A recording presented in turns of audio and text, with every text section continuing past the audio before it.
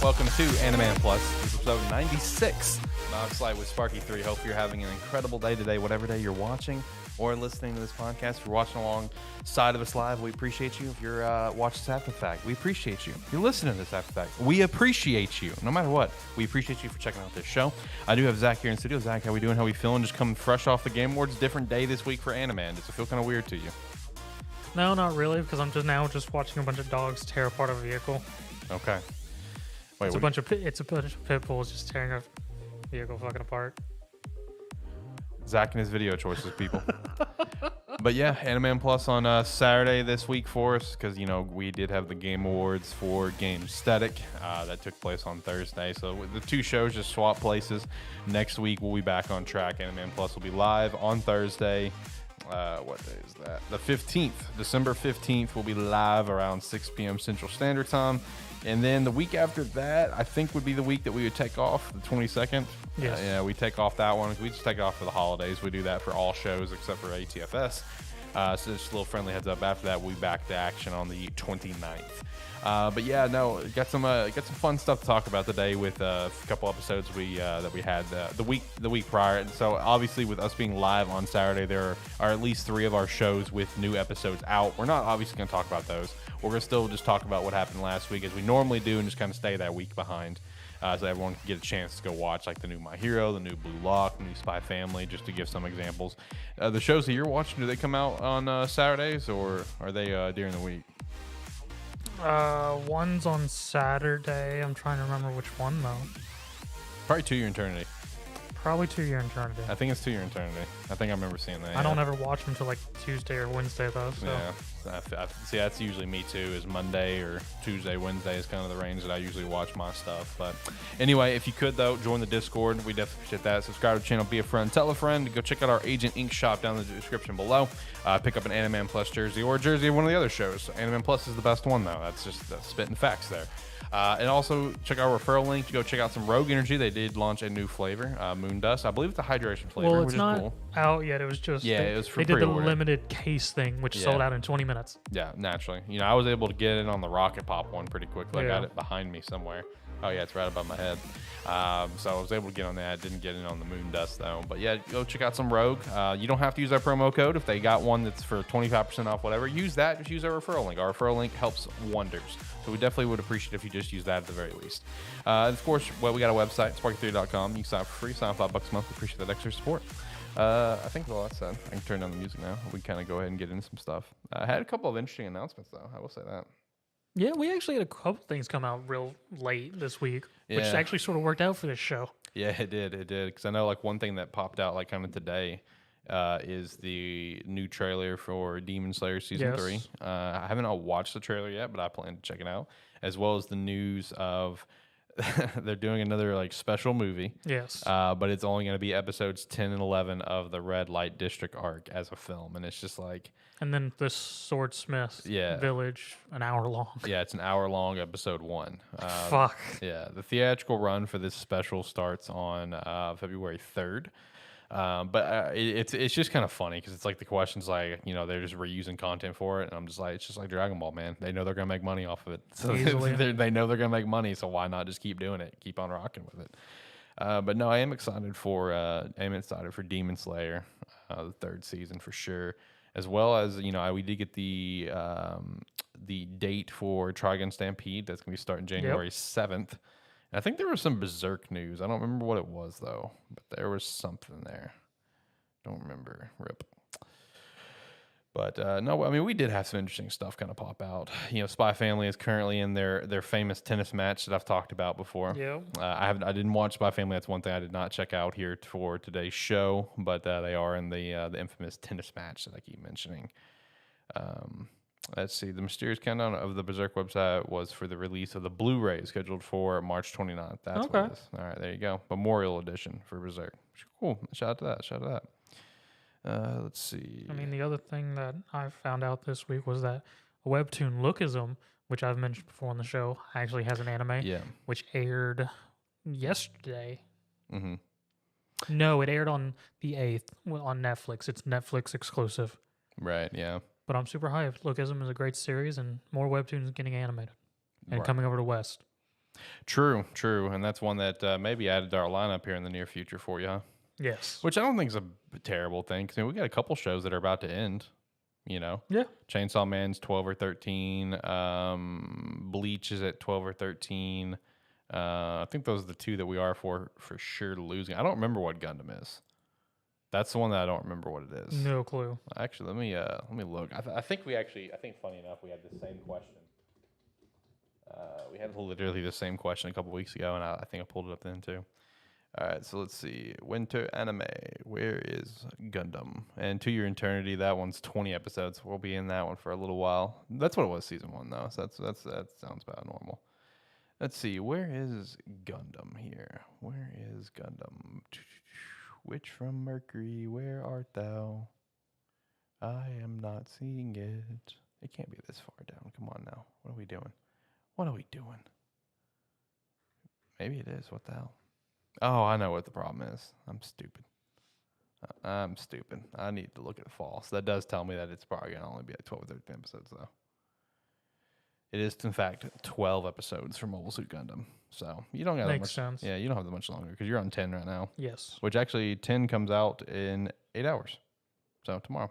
There you go. So yeah, Blue Lock set that nice little 24. Of course, we have My Hero at 25, which is that's a very interesting thing, honestly and truthfully. With kind of where we are right now on episode that came out today and everything, kind of just where we are on things. It is kind of interesting. Like, where is this season going to end? I guess we are going to get to My Homeless Academia. Yes. I feel like we're going to get to My Homeless Academia, man. I really do. So that's kind of interesting there as well. You got anything that you want to show? I mean, you could throw out the looksism thing, which is always cool. But anything else? The other thing was there was new key visuals for the Black Clover film. Wizard King's sword, right? Yeah, it's like the Sword of the Wizard King or whatever. That came out, I think, like Thursday. Yeah. Either Wednesday or Thursday. And that's slated to start its theatrical run like what, March, I think? Yes. Yeah. I mean, I'll be looking forward to that because maybe not long after that we can actually get some news about when the anime is coming back. Honestly, I don't know. I feel like the anime may not come back till the manga's done. That's what I was sort of feeling. Yeah. Well, that or they bring the anime back, but like an actual like we're only do 12 episodes at a time sort of thing. It's quite possible, seeing as everyone's going to that. Yeah, everyone's going to that. One Piece is and like what, Detective Conan, they're like the two standouts. There's a couple out there that are just like, yeah, we're going. Yeah, we're gonna do this all the time. Deal with it. Boruto as well. They just do it, which makes this anime just inexperience. Hey, those animators are just writing checks. So yeah, they are. Shout out to them. All right, let's go ahead and get into some anime though. Let's start off with Blue Lock. I do have it in the title after all. Blue Lock. It was episode 9 is the one that we're gonna be chatting about. Episode 10 came out today. But no, episode 9, titled Awakening, that was the whole theme of it. It's just kind of awakening, going beyond your limits, going beyond in evolving your weapon, awakening your weapon even further. Hence my title. It's time to go plus ultra and Blue Lock. I feel like that was a clever title because that's essentially what this was. It is time to go plus ultra.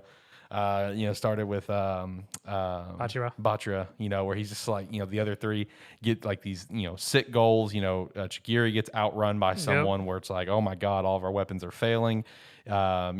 Kunigami got a ball stolen from him, whatever, he was trying to get up further, when he's normally like a pretty strong dude where it's kind of tough to get the ball away from him and stuff. And, everyone's just completely lost hope. Everyone's just like, oh man, this sucks. We're going to lose. We're done. Our soccer careers are over. And meanwhile, Bachira is the only one just like, oh man, this is getting fun. It's like, I'm here for this.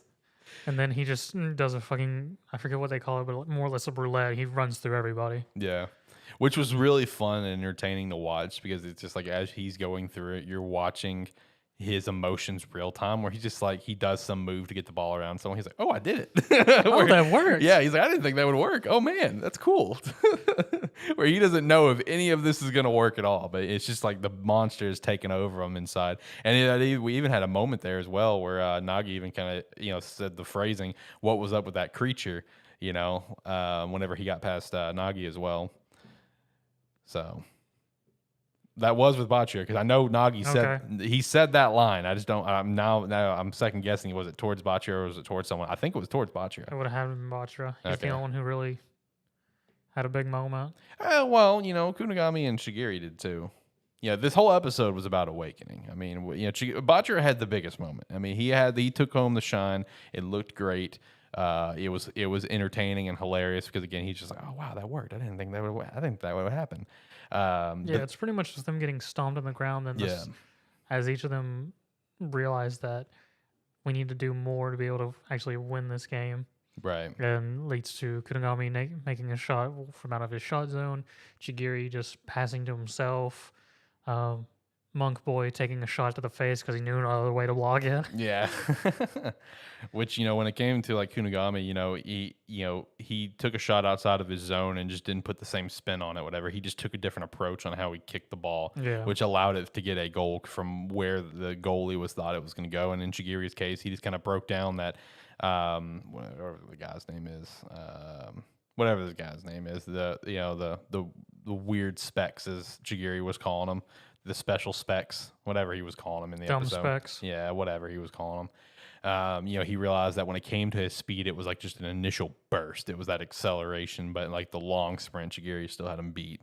And just again, further went beyond what they're able to do to help kind of even back up the game. Where I think at the end of the episode, it was 4-3 at that point. Am I right on that score? Okay. Because I thought the episode was very well done across the board with how they did 3 Awakenings, and with the kickoff of Batra, just kind of laying the foundation where it's just like, hey, because the mindset is like, hey, if this is gonna be our last actual game ever, let's just go out and have fun. You know what I mean? And just further went beyond what they're able to do, and that's going to carry over into the next one as well. We're going to see the next Awakening. And then Isagi's during the whole time just trying to figure out how his weapon works. Well, how can he evolve it with just a spatial awareness? Yeah, and that was also a big theme because he was sitting there, it's just like, oh man, if I had this or this, and he's just like, well, there's no sense in me worrying about if I had this or this because I don't have this or this. And then that's when Nagi was just like, you are so insufficient. I mean, you waste so many shots, whatever. Which just kind of got in his head, which we'll see how that continues to evolve going into the next episode as well. Again, helping evolve him as well, Isagagi. You also got a nice little appearance from Ego. That's always a good one. Shout out to the almost mention of Super Saiyan making it in there. That was cool. Yeah. I got a chuckle out of that. But no, overall, Blue Lock was very, very good this week. That was a very, very fun watch. It was a very good episode. Yeah, I really enjoyed that one personally. Next up, do you want to hit one of yours? Do you want me to hit one of mine? How we feeling? Technically, you have 3 because I didn't do Spy Family. I could do one of mine, but I'm trying to remember one of them. Okay. It's Gundam. No, trying to remember what happened. Drawing a blank. Well, I remember what happened in a very wide context. Right.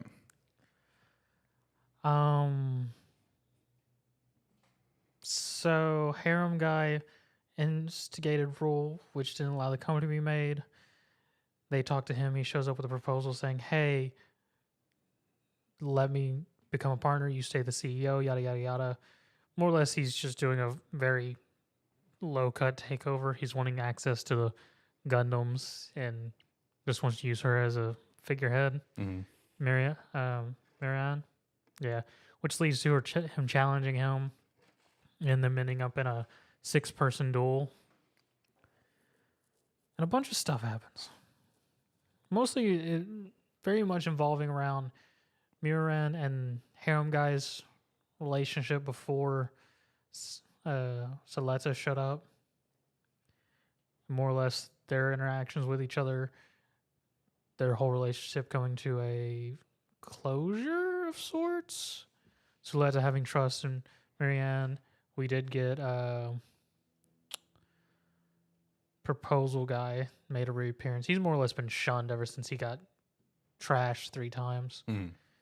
To the point where even Saleta was like, we don't have pilots. Would you want to pilot with us? And he's just like, well, my father's banned me from doing. It's like, oh, you really love your father? I love my mother, yada, yada, yada. That happens. Then we have the whole duel thing, and we have Saleta and then just 5 randos who's part of the group who get absolutely trashed. And it ends up just being Saleta versus the other 6. And it becomes a thing where they disable Ariel's equipment, and Saleta has to pilot on her own without the help of the gun thing. And more or less her coming to the realization of she hasn't really been doing anything, more or less just been carried along, and she sort of gains this resolve to actually do things, actually try and pilot on her own. And we get a nice little music montage moment where, because it's a whole thing where they've shut down Ariel, they've shot off one of her arms, and like, well, now we're just going to finish you. And she just rises up, starts wrecking them, and all of them just going, oh, God. Run! Don't! She's a monster! Right. And Saleta destroys them.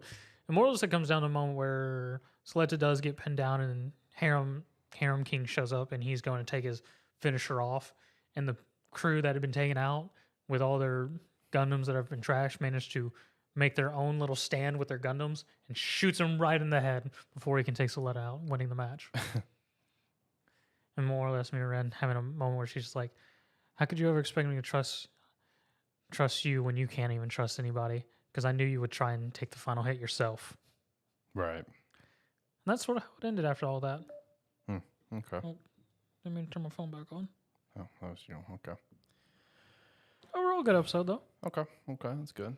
I'll do Chainsaw Man because that was actually a pretty solid episode. Just because it was, as you would expect, with it being a Chainsaw Man, the level of care and production that it's added to it, it was just a very visually well done episode. You know, because right out the get go, you kind of got you have to witness once again. The eye patch chick once again died. Basically, a repeat scene. Okay. Yeah, we watched that one happen again. And this time, you know, when the episode kind of picks back up, you get to see Denji, you know, go at it with the sword head guy, the one that basically looks like the Denji. one we never get a name for. Yeah, the one that looks like Denji, but he's essentially with blades instead, or machete or whatever it looks like. I think he's like a katana. Yeah, it's like something. a katana or machete, I think, 'cause you can see like kind of like the curve to it. Yeah. But either way, bottom line, they get at it, they go after it for a while with a pretty nice little fight sequence. And but like the big thing that was all very visually well done. It looked sick. Music was on point. It was very, very good. But what my favorite part of this episode personally is the aftermath of that fight where Denji lost and he's like chopped in half, which is no big deal. You know, No. he'll come back, you know, but he's like chopped in half, doesn't have his lower half. And these people are trying to now take him, you know, they're trying to kidnap him, whatever. And in the last episode, you see where Makima was on a train and she gets shot. Oh yeah, that's a fun scene. Yeah. So in this episode, I love how, because I think it was actually right before the opening is when this scene took place. They were just like, okay, it's done. Let's get out of here. And they go to walk away, and then just, you know, they kind of turn back around, and Makima's just standing there in the middle of the train aisle, and it's like, boom, opening. So it's like almost like a horror movie sort of vibe, you know, where it's just like they just kind of come back up, rise Well, I from mean, the that's dead sort of sort like thing. one of the first moments when you actually get to see Yeah. Makima do anything, though. Exactly, and it goes further as well, because after Denji loses and they're going to take Denji, you got a very, very beautifully well done animated sequence of Makima like using her powers, right? With how they shot it, it was done so visually well, where, you know, she, you know, brings the other two people the same, you know, devil hunting group with, you know, she brings them two with her up to like the shrine. Okay. She has all the people blindfolded on their knees and stuff. Yeah. Because like before we get to that, you just see bodies start I exploding. did actually see a scene of Yeah. that. And I remembered how just brutal that is. Yeah, like, you know, before we get to this shrine part, you just see like a body or two explode, and then it brings you up there with Makima, and she approaches one of the gods on his knees. It's just like, say this name. He says the name. She smiles. She makes like a hand movement, and it goes back to the scene with Denji and them. You see another person explode. She goes to the next person. You know, she says, say this person's name. They said it, and, you know, while they're doing it, the people that are blindfolded, whatever, Yeah. saying the name, they're just like collapsing dead. But like, you know, and it was kind of slow pacing at first, where it's really kind of laying the groundwork for you as the viewer of what's happening, where she's the one making these people explode. But once it laid the groundwork and you know what's happening, or, well, obviously we don't know what's happening as the viewer, but you know that she's the one causing the explosion is what I mean.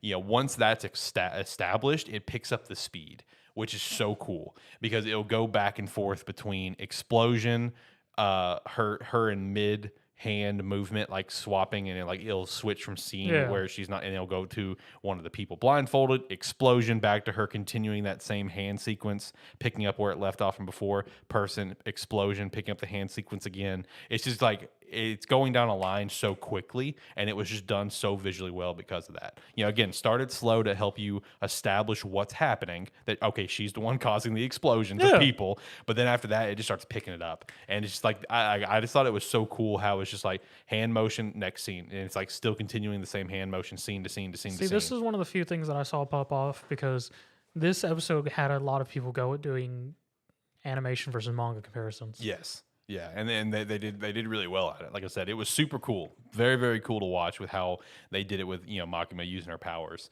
And then once that came down to like basically like the final two, like the two main ones from the previous episode and stuff, that's when I don't remember her name, but the chick who's horribly afraid from the hotel, that's where she comes in, and all of a sudden now she's a badass because like she comes in, she's at a little bit of a distance, she's with a knife, and it brings you back to a little quick flashback from earlier where her and the guy from the hotel as well, they were walking, and the dude from the hotel arc, he gets shot in the throat, and then he goes to turn around and gets in like the way of her, because then he gets shot in the head. I remember that. I don't remember her being a badass, though. Oh yeah, she was a badass at this moment, because like whenever she, like, you see her at a distance, she's like, are you two involved with the shooters?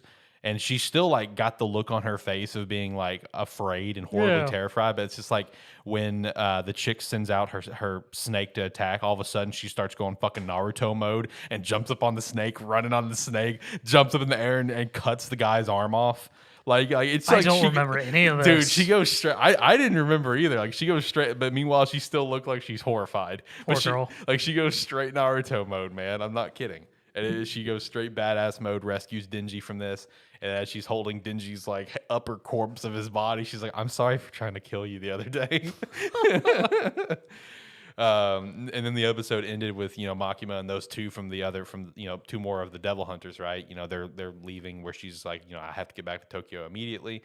And after the whole time while she was getting all these monks to basically do the deed, whatever, they were blindfolded as well. So like after they're starting to leave, they're terrified of Makima right now because they don't know exactly what happened. They just know when they took their blindfold off, there's like not 10 dead bodies in front of them. They're like, oh my god, what's going on? So like they're going with her, and they're just like they're really scared. They don't really know how to approach Makima and stuff. And then there was another guy, another devil hunter as well, who gave Makima his resignation, where he's like, I'm done with the devil force, sorry, blah blah. And then he's just like, Makima, how much of today did you anticipate? And she's like, sorry, I don't release that information to citizens, and it just kind of goes about her day. And then as they're going down an escalator, these two devil hunters is like, hey Makima, just so you know, we're not joining the your special team. Just so you know, we're gonna come help with the training, and we're gonna leave after that. And then the other guy's like, yeah, we're that's all we want to do. We just want to help with the training, and we're just gonna go back to doing our own thing. And she just kind of like you see her from the back of her head, whatever, and she kind of just turns her head and she's like, that's a shame. The dining in Tokyo is to die for. And it's just like they're just like kind of just scared, and the episode just ends. Oh, really? Like it gives you such a horror movie vibe. You know what I mean? Like the way that she delivers the lines. Is I mean, like, it makes sense though. It does, yeah. Knowing what we know, yeah, it makes perfect sense. I mean, I was just thinking about the aesthetic of the show, how it runs. Oh yeah. No, I mean it was done very well. This episode was done very visually well from top to bottom. I really enjoyed this watch. Do you want to hit To Your Eternity, season 2, episode 7? I mean, yeah, I can't. I mean, there's not really much to hit with this episode. All right, I mean, we'll knock it out quick. Because more or less what this was the whole revelation that Bond has stuck in that cage. Right. Of more or less he's been trapped now. They're doing the trial where they're questioning him, and he's just being truthful. Just like, I can see ghosts. People are. I've always been able to see ghosts and whatnot. There's one here, one here. There was a lady. He tells the kid who's in the cage with him. He sees the mother's ghost and everything. Has the whole thing with the kid. He saving bread for his mother because he believes his mother's still alive. Toto giving some of her bread up to Bond because he's still slightly selfish in the beginning. Mm. And more or less just him slowly having his revelation of going through the trials and revealing the facts of the ghost to them. Pointing out the murderer to the mother who took her away and killed her, and all that fun stuff leading up to Fushi's escape from the iron block of him just stuck there, slowly going in and out of consciousness, starting using molten lava to escape, eventually escaping and going to save Bond and Toto, and Bond choosing to stay instead of being rescued, and more or less him revealing to them, yes, I saw a demon in all this stuff, and saying for capturing Fushi, this is the last warning before he eats your soul and all that fun stuff in the middle of swing. So you're saying Fushi is a demon? He's like, yeah, Fushi's a demon. He's like, what, are you going to revoke your belief in Fushi and follow our god? He's like, no, I love Fushi. And leads to the setup of Bond's execution. Mm. Yep. Bond's execution, rip. Yeah, it sets it up for because it has him actually walking to the gallows at the end of the episode. Yeah, that's sad. This show is like no breaks. Yeah, and no breaks it's just at any point. Full Bond's revelation of just how he's been acting and things like that in this episode. So gotcha. What do you want to hit from here? We got My Hero, Spy Family, Bleach left. So, what are you feeling? Yeah, I always forget Bleach. Yeah, Bleach. I'll do Spy Family real quick. I mean, Spy Family was the underground The underground tennis ring, tournament yeah. of Nightfall and Twilight go undercover to steal a painting from the guy who's running the tournament because the painting possibly has a code to a book that has very sensitive information that could Yeah. reignite the war. They don't know if it's information about the West or the East, but they know whichever one it is, it's going to cause war. And so they have to go to this tennis tournament, which is literally just a underground illegal gambling sports tennis tournament Yes, with no rules. So with guys that are like on hyper steroids. yeah, hyper steroids. You can have like really crazy ass rackets and whatnot. Yeah, yeah. And it's just more or less a comedy of just Nightfall pushing herself to try and do everything to impress Twilight, and Twilight sitting there going, God, he's right. They keep saying that she's really pushing for promotion, and he's just having to slightly babysit her because she seems too enthusiastic about it. Mhm. And the entire time she's just like, and her mom has the whole moment where she's like, and we won the tournament, and then he'll tell me, I want you to be my doubles partner for life. Then we have a small moment with Yor being self-conscious about things because of Right. the interaction she had with Nightfall, and just like, well, he said the comments intentions. Does that mean she's there? And all this that small stuff going on. And more or less, it's mostly just the tournament, them succeeding, their interactions, and then starting the match against the Campbell siblings, and them seeing that the court, that it's very fixed against them from being drugged by gas, them having special rackets, to having the court have special spots where they can drop it to throw off their aim and things like that. Right. And then that's how it ends, is them still in the middle of that match. Yeah, I saw that the episode came out today where it's finishing up the match as Yeah, well. it's the second half of the tennis tournament. That tennis tournament's so fucking stupid. It's weird. It's entertaining, but it is sort of just out there. But I mean, some of the Spy Family stuff is just out there. Right. That's just the series itself. Yeah. You know, the series itself is just really out there about It's a stuff. great series, though. It really is. It's a very, very fun read. I still Fun don't know watch. if you're going to get your episode with your shot in the ass. I know. We're getting close to the end of this second part, and I'm really upset about If that. it is, it might be the last episode. That's such a funny fucking chapter. Dude, it's so damn good. I love it. All right, let's do My Hero.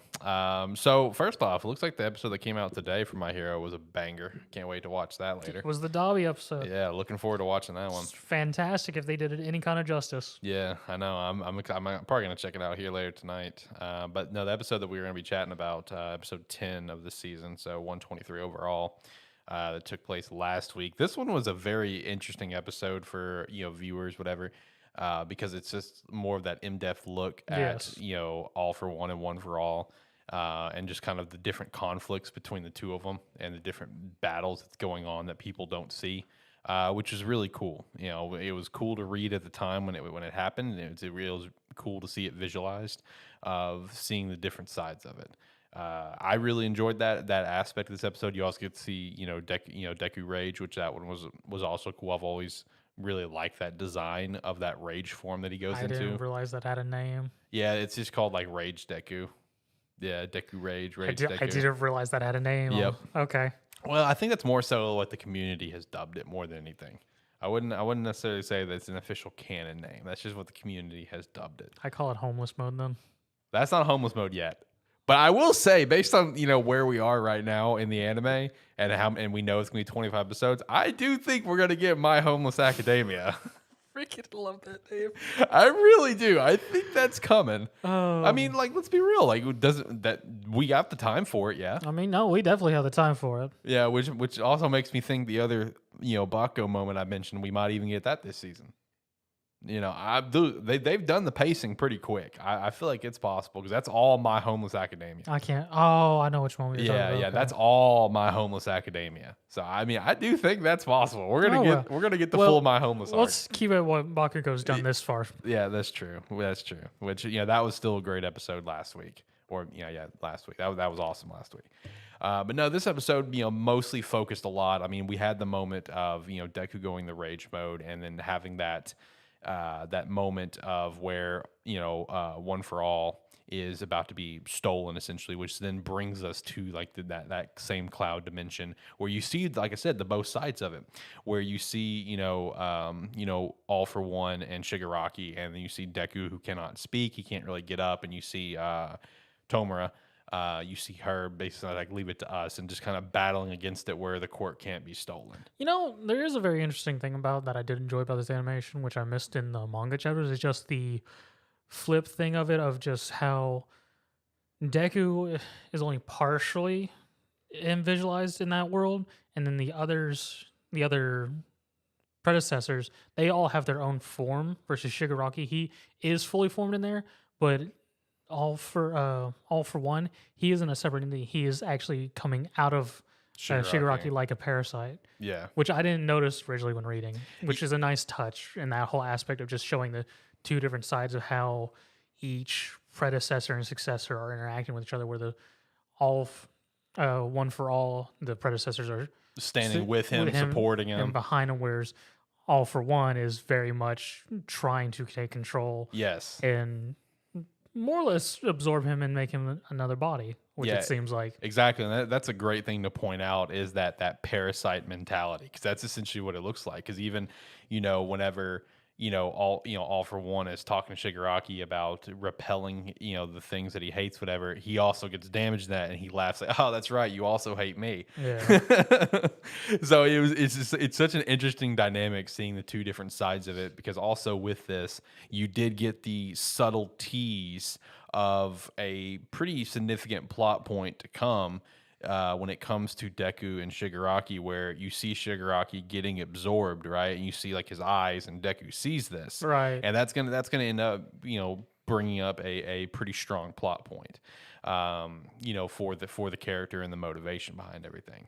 We also see the first user in this as well, where they, the first and the seventh, which obviously they both have obvious ties to the situation. First being the little brother of All for One, and this, the seventh, sorry, yes, being the grandmother to Shigaraki. So obvious ties for why they're there.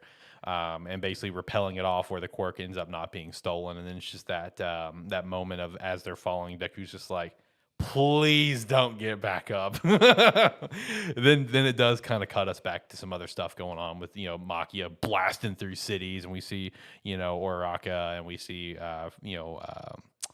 forgot her name, Froppy, forgot her actual name though. I know her hero name's Froppy, but Suya, yeah, thank you. So we follow up on them. We follow up with the League of Villains as well, riding Makia, and just kind of how Toga's kind of feeling towards this whole thing, where it's just like what makes a hero? What's the line? Because hey, Twice gave himself for someone else, but he's not considered a hero. Like where's the line of what makes a good guy and a bad guy? And she wanted to ask Deku and Uraraka that, and whenever she spots Uraraka, just beelines it. To go, meet up with her, ends up tricking Uraraka into a building where they get to talk and kind of, and that's what that episode did end, was Uraraka kind of putting her stance down, where she's going to save as many people as she can, whatever. No one's going to get in my way of that. And we have that moment where she's just like, you came all this way and killed a poor lady just to ask that? Yeah. Which that, I didn't even think about that, honestly. Like, even reading the chapter originally, I didn't even think about that. But revisiting this scene where it's just like, damn, she really did just murder an old lady in cold blood just for this. Like, goddamn, was that necessary? You could have turned into probably someone else. I'm sure you got a backlog, that you could probably turn into someone else. One thing her thing is she only keeps blood samples of those she loves. Oh, that's fair. That's fair. But no, My Hero was very good, honestly. It had a lot. While there wasn't like a lot of high stakes action for this episode, there was a lot of nice.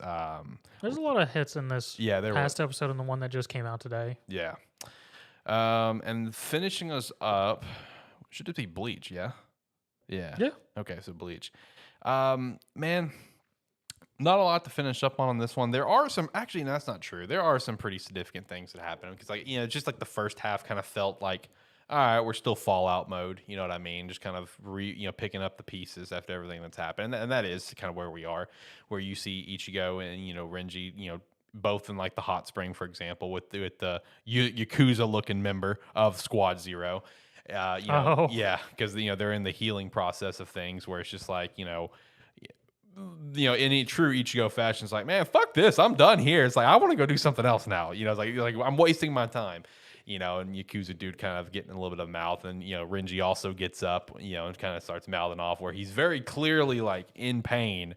Clearly, he's like, yeah, I'm good to go I got too. this. Yeah, I got this. And the Yakuza guy just immediately goes to punch him in the stomach. Renji doesn't move, and you can still see his fist shaking as he's in pain. And the Yakuza guy's like, well, if you took a punch from me, then I guess you're okay. He just like blasts him off to the next area. And then while they get blasted off, he goes like, is there not a better way to travel around these places? Because they're just getting blasted everywhere from building to building, whatever, because they're all just floating islands. Gotcha. And then we have like one of those moments where it's like, it's just kind of funny to me because it's like, especially with Bleach, because it's always like, how with God of High School, I always make that joke with the Satan fight where it's just like, oh, so you're this much stronger? Well, I'm this much stronger. Yeah. Where it's one of those kind of moments Yeah. where it's like, it just feels silly and kind of cringy, We had one of those moments when, where it's like, it's just a real nice cringy flex way to flex your power, where it's like, after they get blasted off, you have the other guys that were there with the Yakuza dude, he's sitting down and everything, and they're talking about, it's like, wow, they did a lot better staying in here a lot longer than we thought. It's just like, Yakuza, it's like, yeah, they exceeded my expectations, especially the Ichigo. He really exceeded my expectations.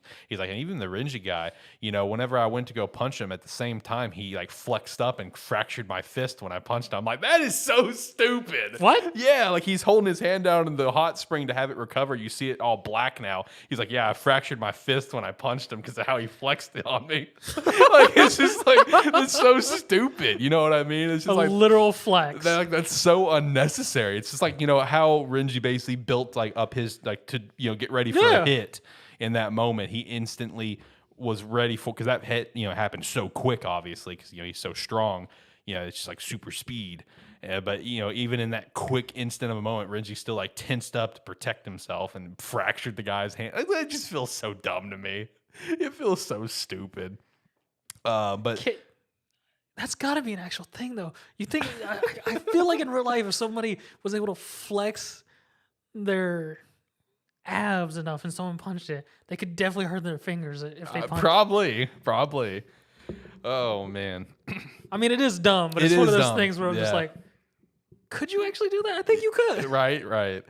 Well, they get blasted to the next island, whatever, which is the Big Mom Island, where she's just cooking them an unbelievable amount of food, and they're just eating. That's all it is. And Ichigo's like, he's eating, he's chowing down, but then he's also like kind of feeling down. He's like, well, why are we sitting here eating and taking baths when we need to be preparing for the next thing? And Renji being that the voice of reason for once, he's like, we are. Think about it. We were really hurt. Hot springs helps us heal. Now we're regaining energy, assuming for the next big training thing. And Ichigo's like, huh, you're not an idiot. And then that Big Mom character comes in, and I'm telling you, that's a Big Mom character, because when she comes in now, she's skinny. Just like how Big Mom's original appearance was skinny. Yeah, and then everyone's like, she's sitting there. Wait, Big Mom becomes skinny? She was skinny. Oh, okay. Wait, what? Yeah, whenever like in her younger days, Big Mom, yeah, she was skinny in One Piece. She wasn't skinny. Yeah, she was. Like when she was a kid, big. When she started her heyday as a pirate, skinny, and then she got big again. I don't remember that. It's a thing, I promise. Okay. I'll show you. But no, like she comes, this other member of Squad Zero comes in there. She's skinny, and she's talking to Renji and Ichigo. She's like, Renji, you hit it on the head about getting strength back, and just started going on and on about this and this and this. And you see Renji and Ichigo just like, he's like, they're almost like their soul leaves their body, where it's just like, who are you? Because like when she finally stopped talking, they're just like, who the fuck are you? And she's like, oh yeah, whenever I get to really cooking, I lose all my weight. And it's just like, what? It's like, all right, that works, I guess. And then they get blasted to the next one, but you don't really kind of see from there, because then we go to another plot point, which is a really interesting plot point. It was established in the first few minutes of the episode. I didn't start with that because it all kind of loops together here, right? With the end and this beginning, where you see at the beginning the first captain, Koyoraku.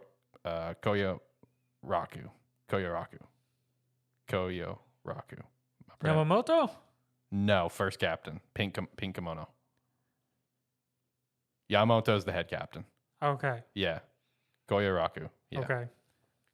Anyway, You have the names here. I know. So you see him, and you see one of the subordinates come in, whatever, and they start talking to him, and he says that it's like, well, we're probably not going to get to see each other as much anymore because now he's been promoted head captain since he was first captain. Gotcha. And his first order that he's throwing out there as head captain, which everyone is completely against, is he wants to take Kenny's training to the next level and get him stronger. And it's just like, are you out of your fucking mind? This guy's a psychopath. It's like, if you get Kenpachi strong or whatever, he may go on a rampage and, fuck up everything else. He may go against us. And, he basically just throws out there, he's like, well, do you have a better fucking option? Like, do you have a better idea for this? It's like, this is the best option that we got. And he's like, and the one person that needs to train him, in which this was kind of cool for me because, again, we are now officially in territory for me where I stopped reading. And this little plot point, I didn't actually know until our other friend Zach actually happened to mention it to me just recently in a message. And I'm like, oh, I didn't know that was a thing. I didn't know Kenpachi was a title. I didn't know that. This is news to me as someone who did not get this far. Because as far as I remember, that's never been said before until now. No, they always just say that's his name. Yeah, so like that, I didn't know that wasn't his name because he brings in Unohana as the one to train Kenny, where he's just like the original, the first Kenpachi, which was very cool now that we're establishing. Because then you kind of go back and look at the first Gotai 13, where it's like just like what they were established, and what she established as the 11th captain that still ripples today, where it's like what the 11th division represents, where it's like the strongest. You know what I mean? And like Kenpachi means like the strongest in this case. And just kind of gives a backstory on her, which, is kind of interesting, where it's just like, she's like the healer of the group and stuff. She seems super chill, down to earth, and it goes into where she's like one of the most notorious criminals in history. And then she was like a, psychopath, strongest, whatever. So the episode ends with their fight, where it's training, yes, but it's a fight to the death. Because like, the new head captain, the first captain, he even says like only one of them is going to come out alive. And even in the fight, Unohana was saying the same thing, where it's just like, only one of us is going to live here. Someone's going to have to die leaving this. And it's the whole point is to get, Kenpachi stronger. Yeah. Which obviously would kind of lead us to the point of where he gets his Bankai, which I don't feel is a spoiler to say this series has been done for a while, obviously. I always catch myself on AniMan Plus every week where it's like I try to dance around those few spoiler things that I know, and I always have to remind myself, dude, this has been done for so long. Yeah. Like, it doesn't matter at this point. This is the one series where I can just kind of say whatever. And if you haven't read the manga and you're watching first time, sorry. I mean, it's so long done. What it is. You should know at this point. If it was like, if I started talking about some big things coming up in My Hero, then yeah, I'm an asshole for that one. You know what I mean? But Bleach, dude, it's so long done. It's fine. But yeah, I mean, obviously this is going to help lead to him getting a Bankai, which obviously he's the only one of the Gotai 13 that doesn't have it. Yeah, one of the captains, yeah. Exactly. So, I mean, I loved the way the episode ended. I loved the way just the fight started too, where it's just like, at first it almost feels like, because this is the first time you actually get to see these two characters interact.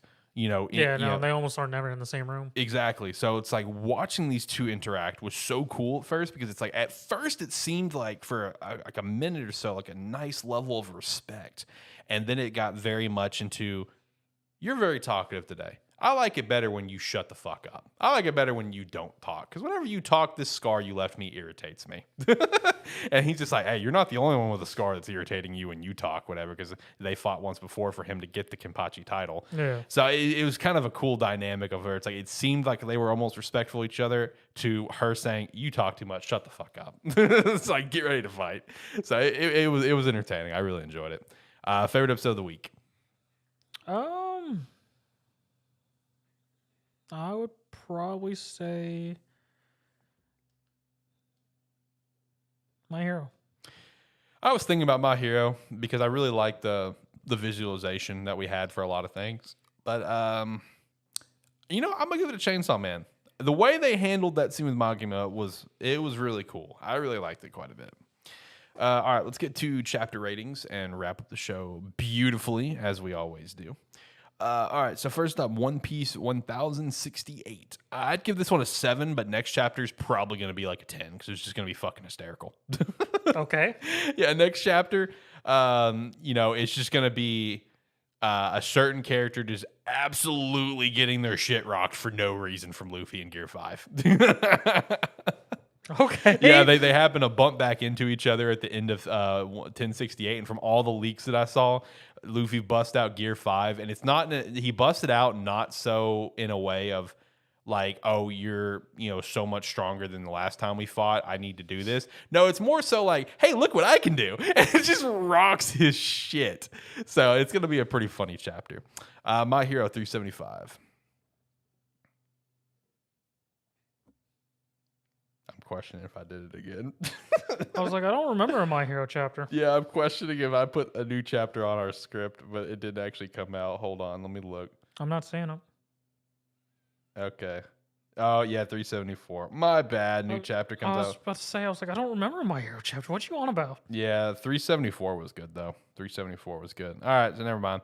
Black Clover 345. Did that one come out? Yes, that one did come out. All right, what happened to that one? Give me a sec. Gosh dang it, Alex. I'll give it a 7. Oh, yeah. Okay. I give this one an 8. I thought that was a pretty good chapter. Okay. JJK 206. We're back in territory. What the hell's going on? Bro, that's this whole series. I mean, they've really hit on it though when they after the whole Shibuya incident stuff, and now they've gone to this crap. Right. I mean, he has like 5 different plot points going on. And there's still the whole thing of why he brought in America. I'm so far behind. I really want to catch up because I want to know exactly what you're talking about how it's just getting all over the place. It's just out there. Yeah, right. Hey, Becca, how are you? We're doing well. Hopefully you're having a great night tonight.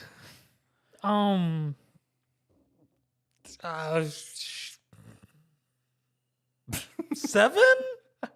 You're so conflicted on JJK right now. So in my scale, we have just normal chapters. We have what the fuck Chainsaw Man chapters. Right, yeah. And this is like right in the middle. Okay, so is it starting to flirt more with the what the fuck era? Yes. Okay, so it's starting to get. Well, I feel like I feel like he's just like, well, Chainsaw Man's not in Jump anymore. Someone's got to take its place, and just really throwing you off every single week with what's happening. I'm sick but doing fine. Well, that sucks. A lot of people are getting sick right now. Yeah, a lot of people have been getting sick. Yeah, I mean, I had a little bit of a spell. I'm still honestly battling. I'm gonna be honest with you. That's why I sort of assumed we almost weren't going to record today. I'm still battling. John's sick. There's been some sickness going around for us too. Hopefully you feel better. Hopefully you get to relax and play some games or something. Just kind of chill. Or watch anime. There's a lot of good anime going on right now, so that's a good thing to do. So what'd you rate it? JJK 206? 7 with a question mark. All right, fair enough. Michigo's Gore Family 157. A 10? The bro. Oh, yeah, you sent me that screenshot almost immediately after you read it. Oh, Michigo's Gore Family is so good. He opened his eyes at the end of the chapter. That's cool. Korichiro, eldest brother, who's had his eyes closed throughout the entire freaking series so far.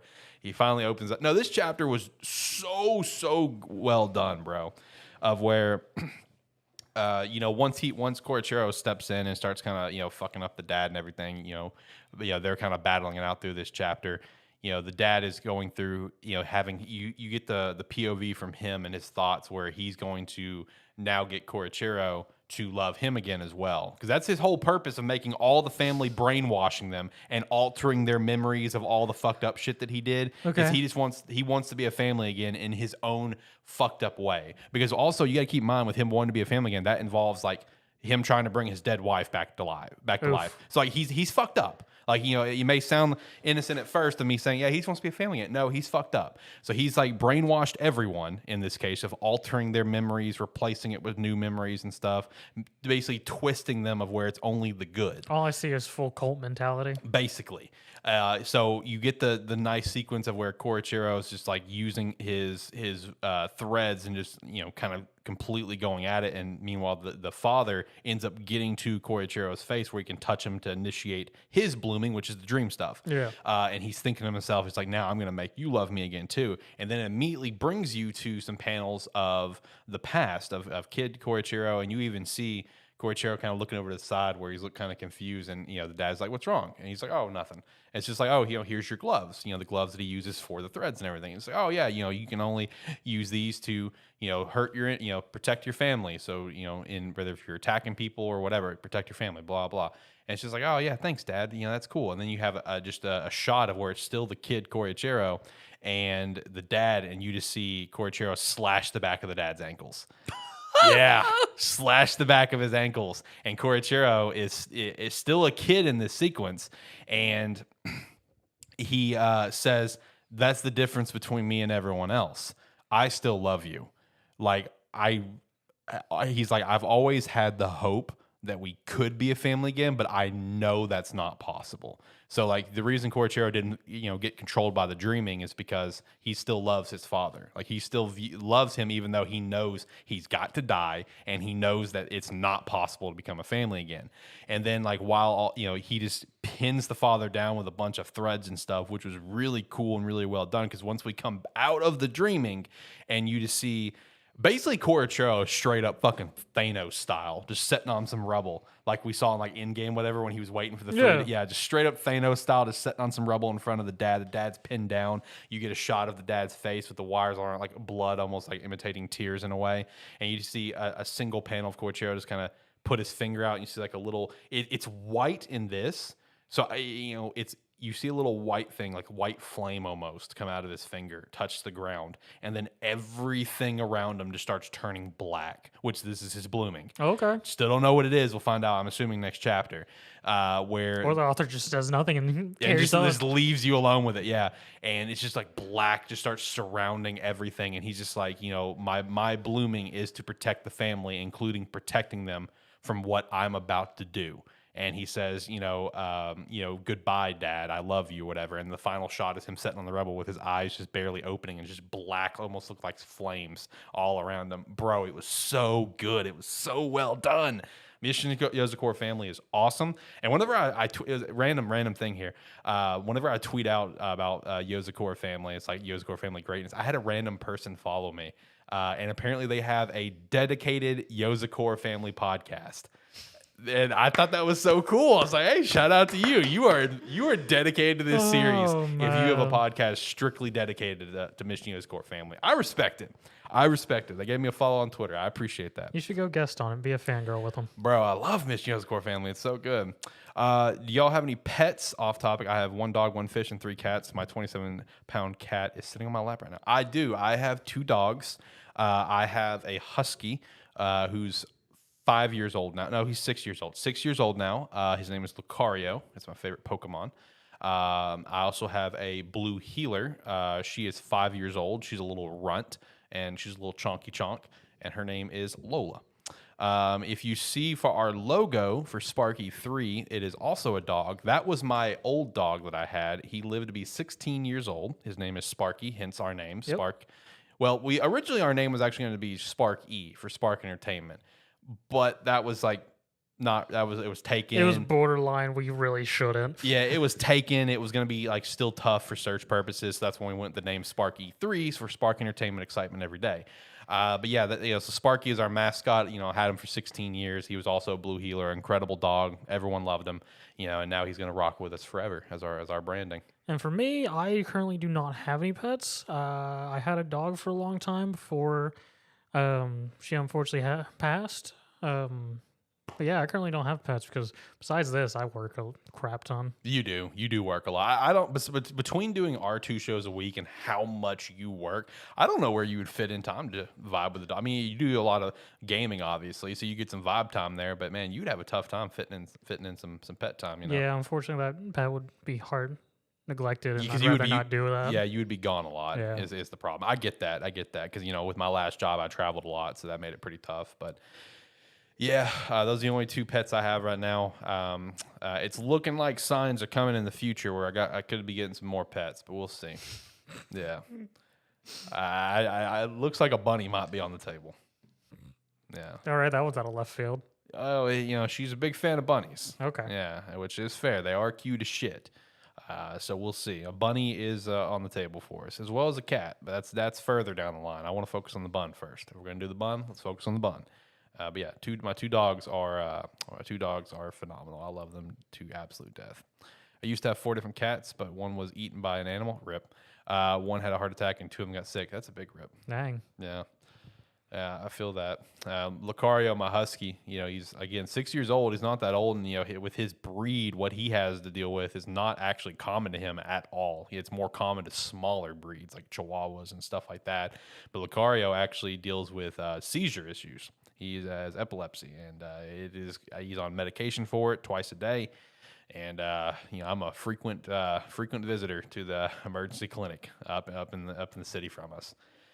It is something. It is something. Where everybody knows your name. Basically, yeah.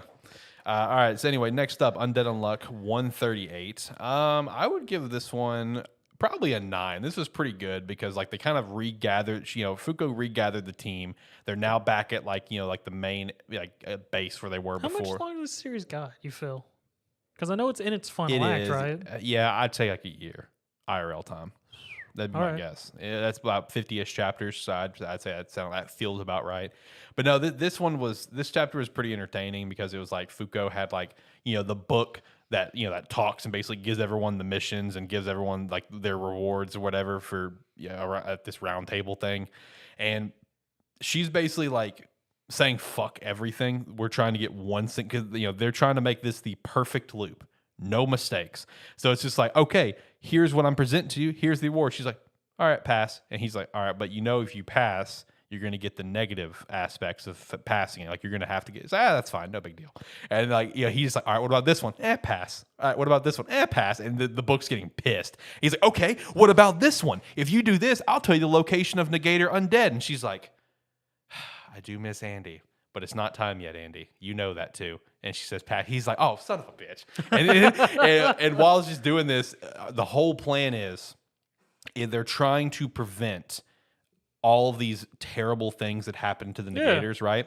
So currently, I think we're in the 70s, I think, for this portion. Because keep in mind, we're in a new loop.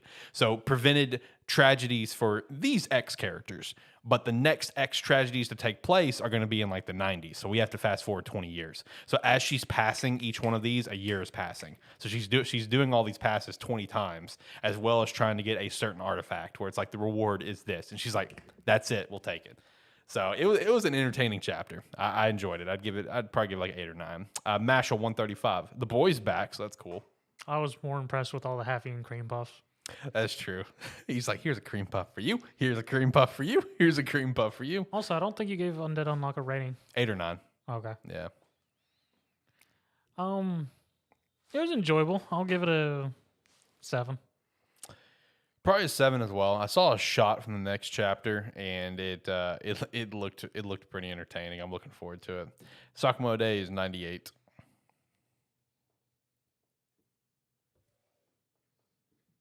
I don't remember if something was there. I read it today, so it was a thing. Yeah, I read it today. Let me make sure. I read the latest chapter. Let me make sure that I'm not crazy on this. Oh, I remember this. 9. Okay. That end panel was amazing. Okay. Yeah. I'd give it probably an 8 as well. I could make one of your collage wallpapers out of so many chapters. Right. Next up, Elusive Samurai 89. How we doing over there?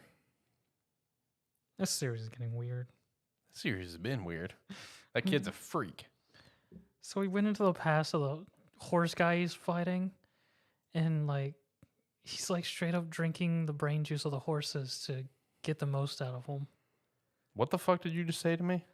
He's drinking the horse's brain juices, the villain he's fighting, to get the most out of him. All right. I'm glad I dropped this one. I'll end up reading it again eventually, but I'm going to be honest, it's probably not going to be anytime soon. I'll give it an 8. Speaking of something that dropped, have you gone back to Witch Watch at all? Nope. Me either. That one just keeps forgetting it has a plot. We'll get back to it maybe eventually. Probably not, though. Blue Box, Chapter 80. 8. 8 as well. P660. 7. Akane-Banashi 41. 8. Let's see. Chainsaw Man, what was it, like 113, I think? Something like that. Yes. Latest Chainsaw Man chapter. The date. I'll give it an 8 just because I enjoyed that last line of, that ass is back from hell. Next up, Kaiju, whatever chapter number was today. I'd give that one a 9. That was a I'll good. give it a 9. Not today, Thursday. You know what I mean? I'm day off here since it's Saturday. But yeah, no, that was a good chapter. Really enjoyed that. We didn't have Spy Family, right? I don't think so. No. Okay. Next up, Rent a Girlfriend 262. I don't know, 6. Eden Zero 219. I don't know, 6. Yeah, maybe a 6. Seven Deadly Sins, unfortunately, is on a break. I've got to catch up on Blue Log. I've got to catch up on like Shangri-La Frontier. I need some more hype out of Weekly Shonen Magazine for me right now. Since Tokyo's gone, all I've got is Seven Deadly. That's hype. Tokyo does have its last like extra 5 chapters going right now. Yeah, that's true. Yeah, I need to continue reading Blue Lock, get back on track for Ranger Reject, which getting an anime. Yeah, the anime trailer. Forgot to mention at the beginning of the show. I remember seeing that because I think I retweeted that. Yeah, dude, I'm excited for that one. Like I know I've dropped off on Ranger Reject for reading it. I'm gonna pick it back up soon. But no, the manga is actually really entertaining. If I'm telling you, if you're a Power Rangers fan, Super Sentai fan, anything, Kamen Rider fan, whatever, like you will enjoy this series because it's so fascinating watching it from the other perspective. Yeah. So I very much recommend this one. I'm excited for the anime. That's gonna be dope. Next up, Webtoons, Unordinary 286, 7.